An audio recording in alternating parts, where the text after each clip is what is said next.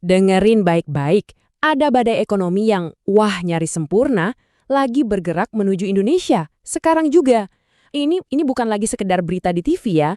Ini udah jadi kenyataan yang bakal langsung kena ke dompet kita semua.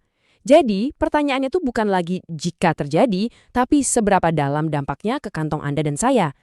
Oke, langsung ke intinya aja ya. Anggap aja ini peringatan darurat. Krisis yang selama ini kita takutin akhirnya datang dan gila, langsung nyerang dari 3 arah sekaligus.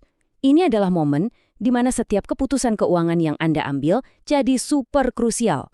Yuk kita bedah satu persatu. Serangan pertama datang dari harga minyak dunia. Coba deh lihat angkanya, tembus $110 Amerika per barrel. Ini bukan cuma angka tinggi biasa loh, ini adalah batas psikologis yang bahaya banget dan jadi pemicu utama dari semua masalah yang bakal kita omongin setelah ini. Serangan kedua, nilai tukar rupiah kita yang anjlok parah. Angkanya udah nyentuh level 17.000 per dolar Amerika. Ini rendah banget dan bikin ketidakpastian yang luar biasa buat semua bisnis, buat semua orang yang transaksinya pakai dolar. Dan pukulan ketiga, ya, buat Anda para investor, pasar saham kita juga hancur lebur. Indeks harga saham gabungan atau IHSG terjun bebas.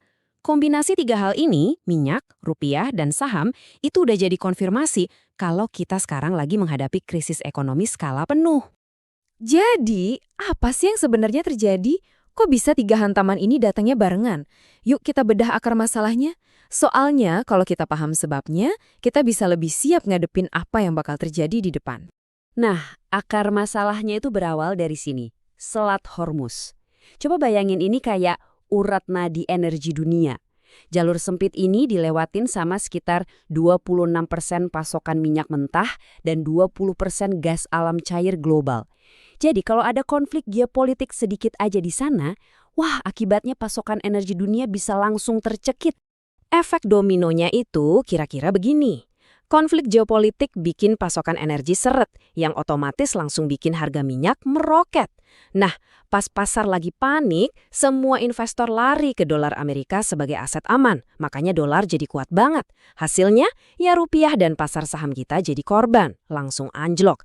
Dan ujung-ujungnya dari semua ini, ancaman inflasi dan PHK jadi makin nyata buat kita semua di sini. Sekarang kita lihat dampaknya langsung ke kantong negara. APBN kita itu kan dirancang dengan asumsi harga minyak cuma $76 per barel. Kenyataannya sekarang $110. Dan tahu nggak, tiap kenaikan $1 aja itu nambahin beban subsidi energi kita 10,3 triliun rupiah per tahun. Dengan selisih segede ini, ya jelas anggaran kita lagi di bawah tekanan yang luar biasa. Bisa dibilang megap-megap. Ini nih yang membawa kita ke pertanyaan paling penting. Di tengah tekanan seberat ini, negara kita dihadapkan pada dilema. Apakah pemerintah bakal nyelamatin rakyat dengan segala cara, atau justru rakyat yang bakal dikorbanin buat nyelamatin anggaran? Ada 2 kubu pandangan yang ekstrim banget soal ini. Di satu sisi, ada kubu yang optimis. Mereka percaya pemerintah nggak bakal tinggal diam. Menurut mereka, pemerintah pasti bakal otak-atik anggaran buat ngerendam dampak krisis ini. Jadi, masih ada harapan ekonomi kita bisa diselamatkan dari skenario terburuk. Tapi, di sisi lain, ada kubu yang jauh lebih pesimis. Mereka khawatir pemerintah udah nggak punya banyak pilihan lagi. Kalau sampai harga BBM terpaksa dinaikkan demi menyelamatkan APBN, mereka udah prediksi inflasi bakal menggila dan daya beli kita semua bakal hancur lebur. Oke, coba kita adu argumen 2 tim ini, biar jelas. Tim optimis bilangnya gini, tenang aja, harga komoditas kita kan lagi naik gila-gilaan, kayak batu bara sama sawit. Duitnya bisa dipakai buat nambal subsidi BBM. Buat mereka, IHSG yang lagi anjlok ini justru kesempatan emas buat serok bawah saham-saham yang lagi diskon. Nah, sebaliknya, tim panik melihatnya beda banget. Mereka bilang subsidi triliunan ini cuma nambah utang negara. Bisa-bisa APBN kita jebol. Mereka juga cemas Bank Indonesia yang terus-terusan intervensi pasar malah bakal ngabisin cadangan devisa kita. Buat mereka, sekarang ini waktunya buat cut loss, jual saham, dan pegang uang tunai sebelum semuanya makin amblas. Nah, sekarang setelah ngelihat 2 sisi argumen yang sama-sama kuat ini, pilihan ada di tangan Anda. Dalam situasi kayak gini, kita nggak bisa cuma jadi penonton. Anda harus menentukan posisi.